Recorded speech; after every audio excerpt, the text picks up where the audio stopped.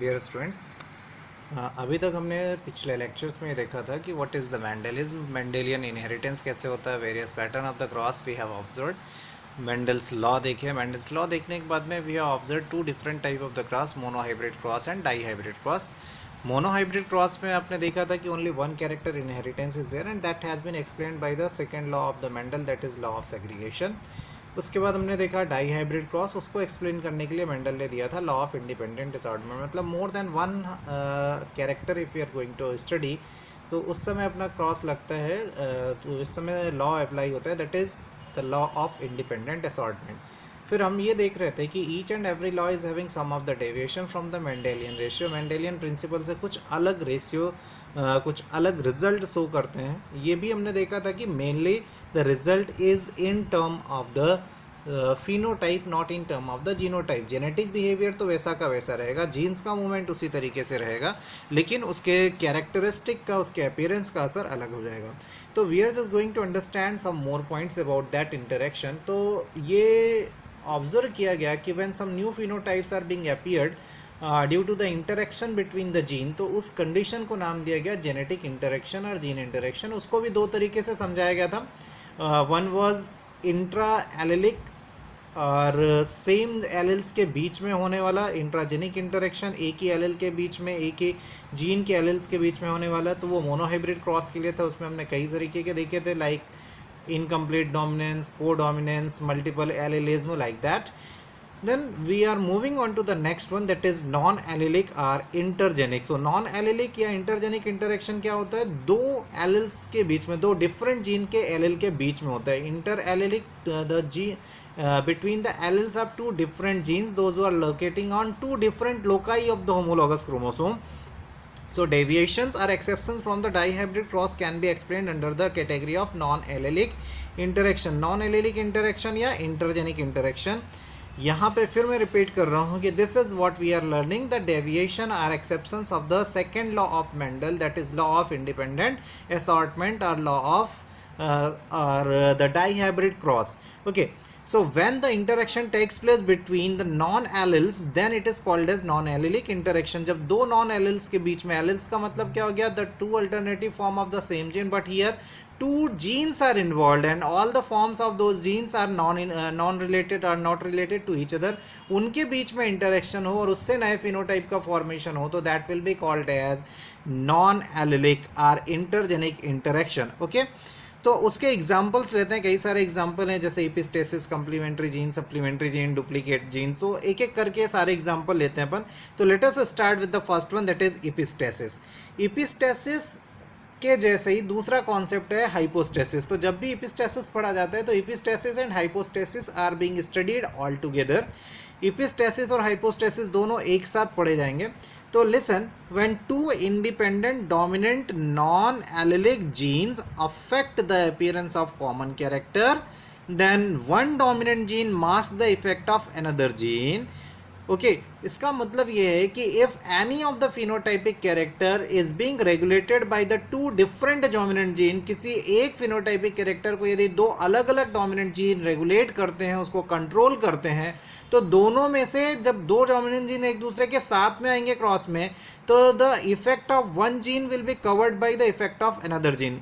समझ में आ रहा है? जब दो डोमिनेंट जीन इंडिपेंडेंटली किसी कैरेक्टर को रेगुलेट कर रहे होते हैं, तो out of these two the character or the effect of one gene will be covered by or masked by or suppressed by the another one. तो जिस जीन के थ्रू दूसरे जीन को दबा दिया जाएगा, सप्रेस कर दिया जाएगा, हाइड कर दिया जाएगा, मास्क कर दिया जाएगा, that will be called as the epistatic gene. And the another one which is being masked, which is being suppressed, या जिसका कैरेक्टर दिखाई नहीं दे पा रहा है, that is called as hypostatic gene. So here when two independent dominant non-allelic gene, जिनका एक दूसरे से कोई लेना देना नहीं है, affects the common character, then one dominant gene masks the effect of another. So the gene which hide the effect of another, जैसा मैंने आपको बोला कि एक जीन दूसरे जीन के असर को दबा देगा, तो जिस जीन के थ्रू दूसरे जीन का असर दबेगा, that is called as epistatic gene, and the event is called as epistasis. Gene का नाम जो दूसरे को मास्क कर रहा है, that is called as epistatic gene, and the event is called as epistasis. जबकि दूसरा जो दबा है, जो सप्रेस हुआ है, that will be called as hypostatic gene, and the event is called as hypostasis. Okay, so this is what the epistasis and hypostasis. तो ये क्लियर हो गया. दो में से एक जीन जिसने कवर किया दूसरे के असर को, तो that will be called as epistatic gene, and which has been covered will be called as hypostatic gene. The epistasis may be of two type, recessive epistasis and the dominant epistasis. Recessive epistasis का मतलब जब epistasis का event किसी recessive gene के कारण हो रहा हो तो that will be called as recessive epistasis. But when it is being controlled by, when it is being caused by the appearance of dominant gene, that then it is called as dominant epistasis. तो let us see recessive epistasis और dominant epistasis का मतलब क्या है. तो recessive epistasis, here the recessive allele in homozygous condition masks the effect of the dominant allele. यदि कोई recessive gene homozygous condition में आ जाएगा तो वो dominant जीन के असर को दबा देगा, ये ध्यान रखना है. तो that time it will be called as what? Recessive epistasis. Once again I am repeating, आप जानते हो बेहतर तरीके से, the recessive gene is able to express themselves only under the condition of homozygous stage. But here if the recessive gene comes under the condition of homozygous state, तो वो dominant allele जो उसके साथ में होगा उसके असर को दबा देगा. So due to the presence of recessive allele, if the dominant characters or dominant gene is being suppressed, that's why this is called as what? Recessive epistasis. तो समझ में आ रहा है, यदि homozygous recessive जीन किसी dominant allele के साथ में आ जाए और वो dominant allele के इफेक्ट को मास्क कर ले, तो then it is called as recessive epistasis. So let us see by the example. एक एग्जाम्पल से समझने की कोशिश करते हैं. रेड की बॉडी कलर के समझते हैं. रेड का स्किन कलर, रेड का बॉडी कलर. रेड का बॉडी कलर बेसिकली तीन तरीके का ऑब्जर्व किया गया. One is agouti, that is normal greyish colour, normal grey black colour, normal grey black colour of the rat whatever we are having in our surrounding, तो that is agouti colour. दूसरा coloured, that is black coloured.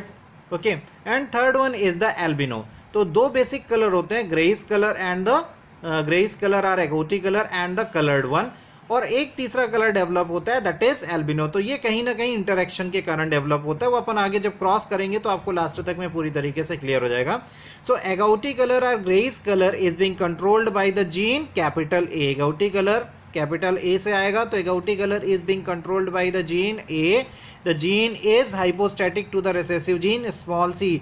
मतलब अगर homozygous recessive condition में small C capital A के साथ में आ जाए तो कैपिटल ए के इफेक्ट को दबा देगा और क्या बनाएगा? एल्बिनो बनाएगा. This is what the recessive hypostasis. So agouti colour is being controlled by a dominant gene that is capital A. तो जब ये डोमिनेंट कंडीशन में होगा तो that will show the grayish color or agouti color. But when it comes with the homozygous recessive gene small c, that time it will get convert in form of albino. तो इसका असर दबा दिया जाएगा किससे?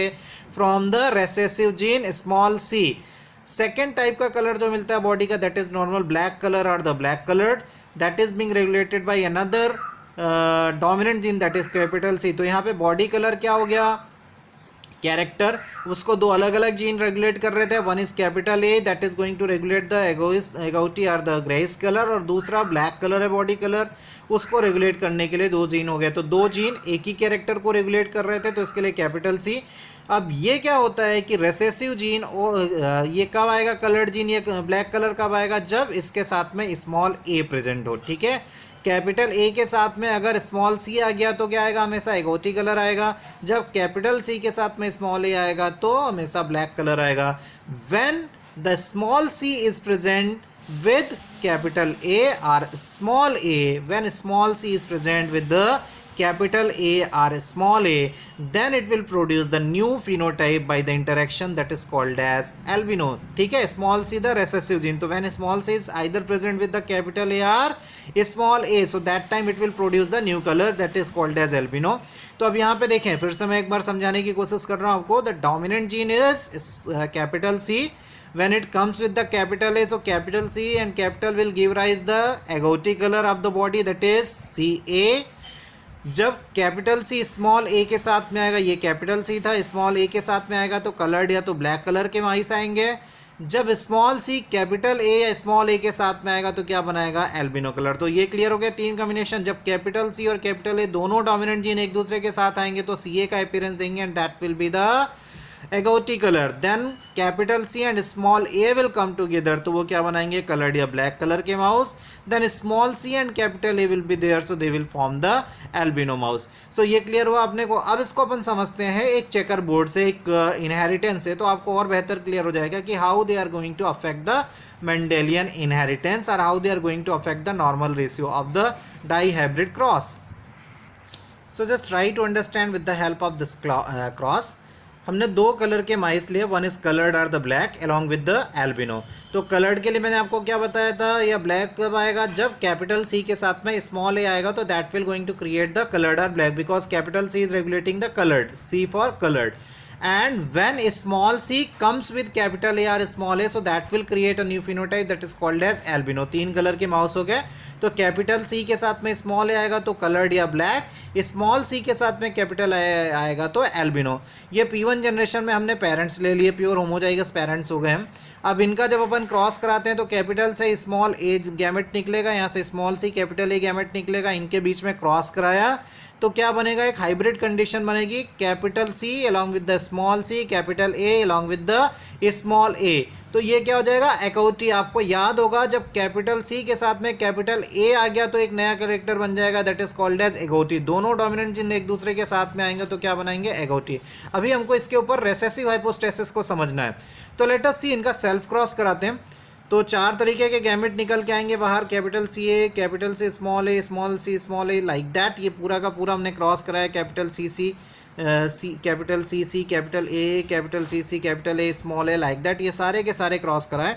अब इस क्रॉस को देखते हैं तो जहाँ भी कैपिटल सी और कैपिटल ए एक साथ आए तो क्या हो गया, agouti, like that. Capital C capital A agouti, capital C के साथ में कैपिटल ए आ गया तो अगौटी, कैपिटल सी के साथ में once again the agouti or grey colour, capital C के साथ में एक बार फिर से ए आ गया तो अगौटी कलर आएगा, कैपिटल सी के साथ में ए आ गया तो अगौटी कलर, कैपिटल सी और स्मॉल ए आया तो अब ये क्या बन जाएगा, कैपिटल सी के साथ में small A means that will be the coloured one और द ब्लैक वन।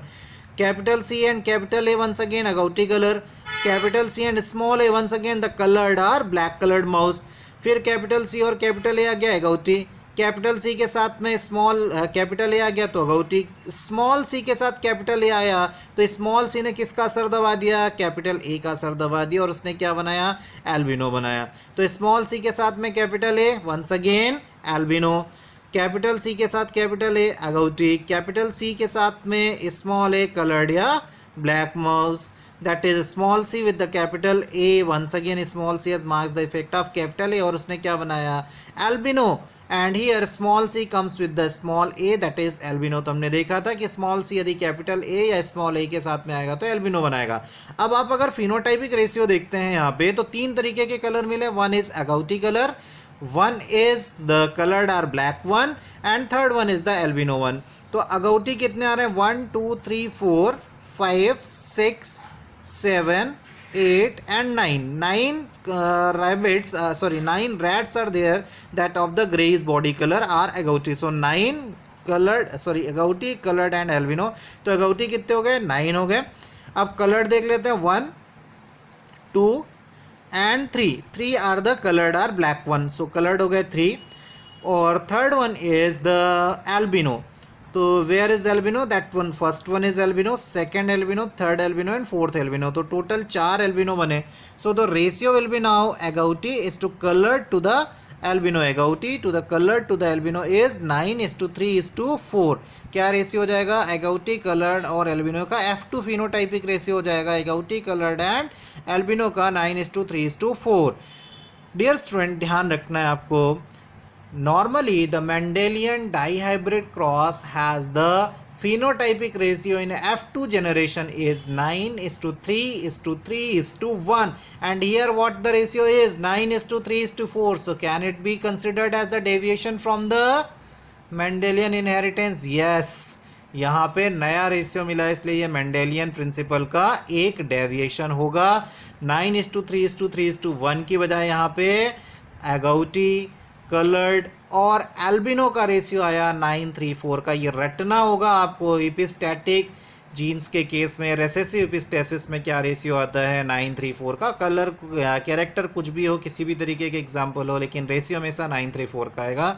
तो ये क्लियर हो गया आप लोगों को। When coloured mice capital C small A is crossed with albino small C with capital A F1 generation में सारे गौती आएंगे। तो इसलिए small C has mask the effect of capital A, इसलिए स्मॉल सी इसमें कौन सा हो जाएगा, इपिस्टैटिक जीन हो जाएगा, रेसेसिव इपिस्टैटिक जीन हो जाएगा। ठीक है, moving on to the second type of the epistasis, that is the dominant epistasis. So next type of epistasis is the dominant epistasis.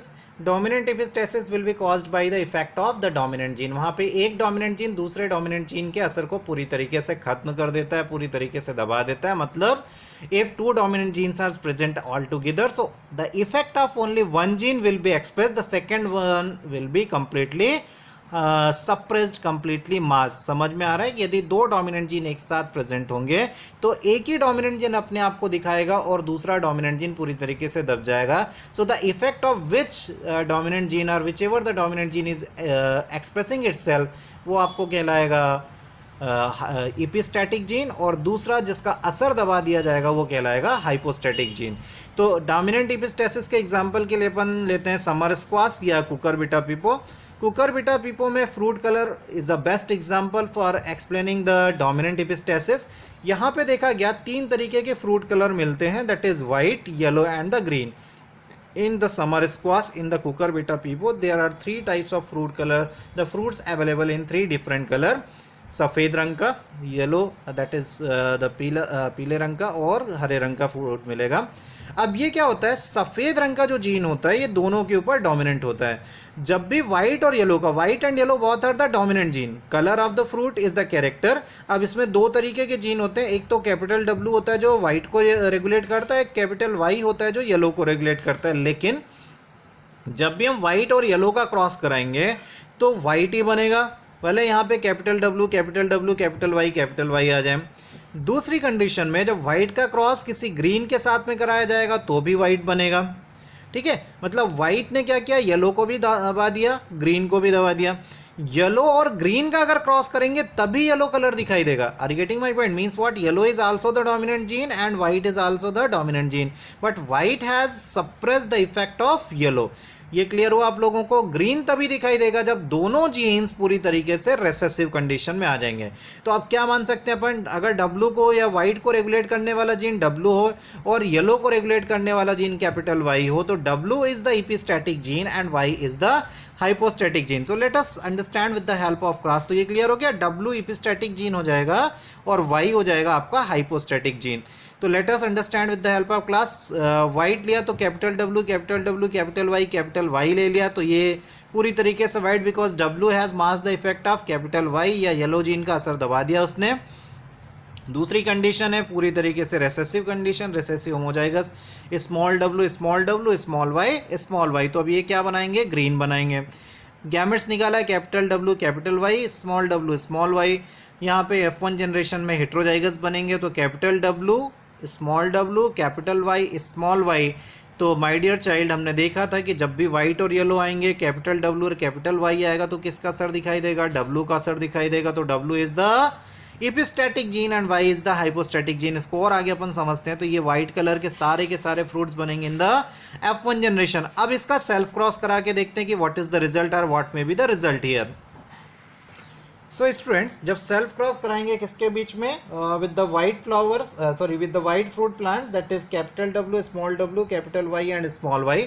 तो कैसे गैमेट्स निकल के आएंगे, you can understand. Capital W Y एक निकल के आएगा, कैपिटल डब्ल्यू स्मॉल वाई निकल के आएगा सामने से। Third one will be small W and capital Y, fourth one will be small W and small Y. अब इनका क्रॉस कराते हैं तो capital W capital Y like that, capital W capital Y small Y, capital W small W capital Y. ये पूरे के पूरे cross जो चेकर बोर्ड पैटर्न से अपन कराते हैं, ये सारे के सारे आपको कराने होंगे। तो कैपिटल डब्ल्यू यहाँ पे आ जाएगा, कैपिटल वाई और small Y, capital W once again, that is small y here, small w, so capital W and small w, capital Y and small y will be there, small w and here capital W, so capital W and small w with the small y. Third one is small w. So capital W along with the small w, capital Y along with the capital Y.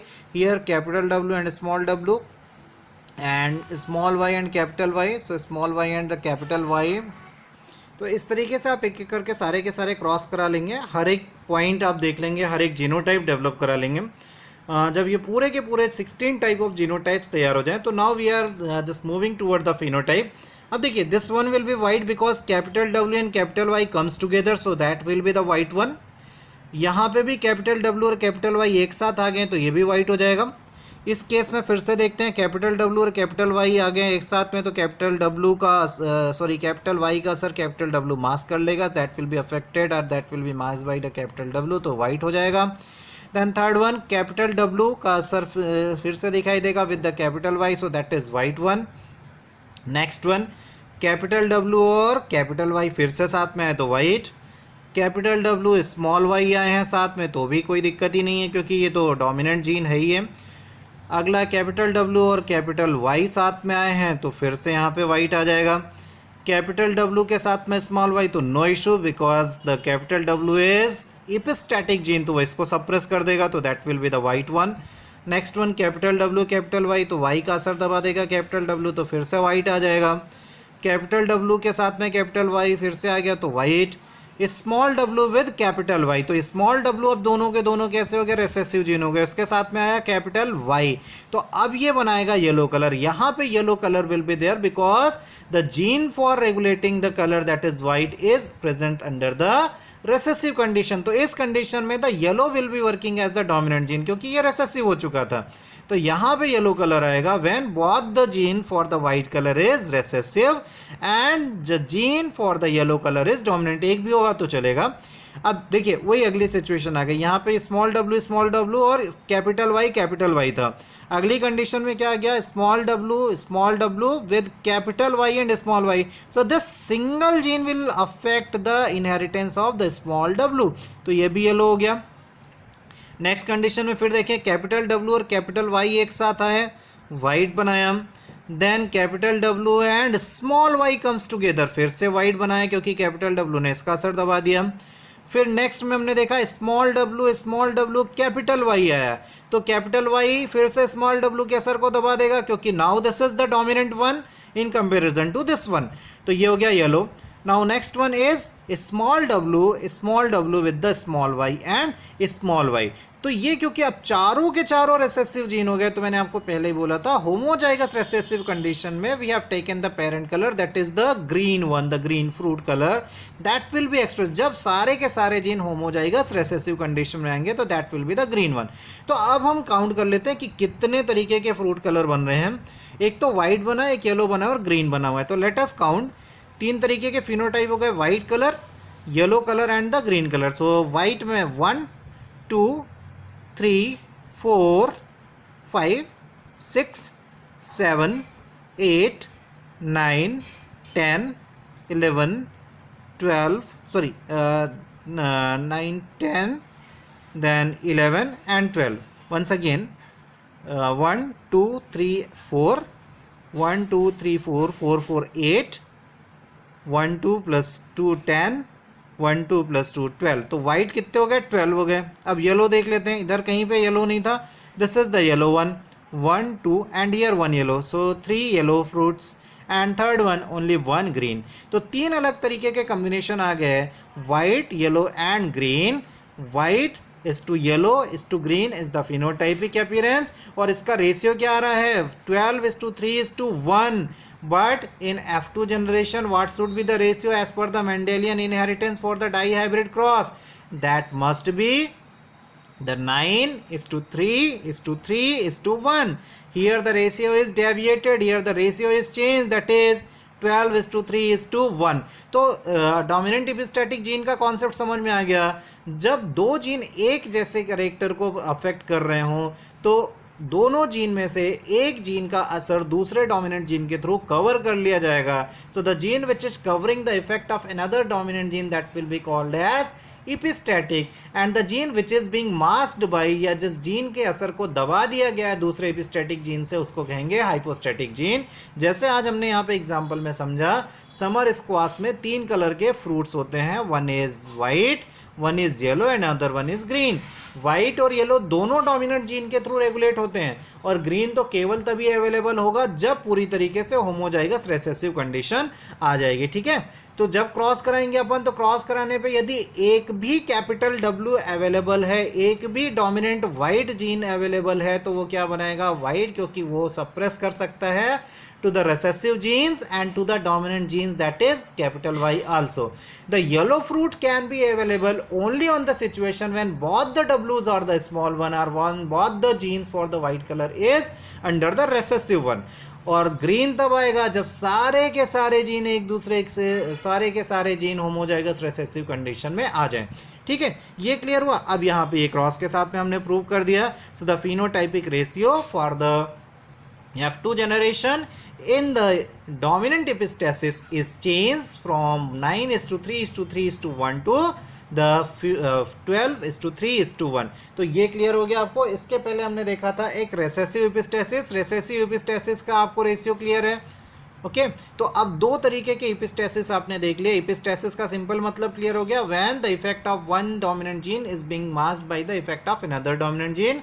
Recessive epistasis में क्या होता है, the recessive gene is going to affect the inheritance of another dominant gene if it is present. जैसे हमने उसमें red colour में देखा था, albino will appear when small C comes with the capital A. और इसी तरीके से हमने डोमिनेंट में देखा, जहाँ पे स्क्वाश कलर देखा, तो जहाँ पे एक भी डोमिनेंट जीन अगर प्रेजेंट है तो दूसरे डोमिनेंट जीन के असर को दबा देगा। रेसेसिव कलर केवल तभी आएगा जबकि वहाँ पे सारे के सारे होमोजाइगस रेसेसिव कंडीशन में आ रहेंगे। So this is what for today. Tomorrow will move on to the next exception of the dihybrid cross. Till the time, thank you. Thanks for being with me. Thank you.